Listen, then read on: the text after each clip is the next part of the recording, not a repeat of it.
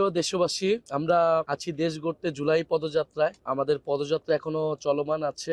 ইতিমধ্যে আমরা অনেকগুলো জেলা অতিক্রম করেছি এবং ধারাবাহিকভাবে আমরা 64টি জেলায় যাচ্ছি।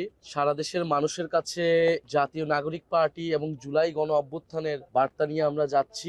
মানুষের কথা শুনছি, মানুষের সমস্যাগুলোর কথা শুনছি, মানুষের আকাঙ্ক্ষার কথা শুনছি, প্রত্যাশার কথা শুনছি। একটা এত বড় অভ্যুত্থান বাংলাদেশে ঘটে গিয়েছে, এত মানুষের রক্ত, এত মানুষের জীবন দান। এরপর আসলে একটা বছর পার হয়েছে।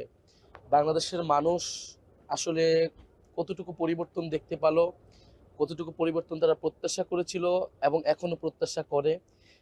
এবং অভ্যুত্থানের নেতৃত্বের জায়গা থেকে যারা আমরা সামনে ছিলাম, জাতীয় নাগরিক পার্টি নতুন একটি দল গঠন করেছি।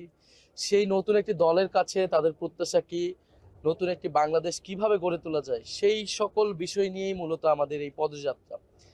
আমরা জুলাই গণ অভ্যুত্থানের এই যে এক বছর হলো, সেই এক বছরকে স্মরণ করতে এবং সামনের দিনগুলোতে নতুন করে আমাদের যে কমিটমেন্ট সেটি দিতেই মূলত রাস্তায় নেমেছি, রাজপথে নেমেছি।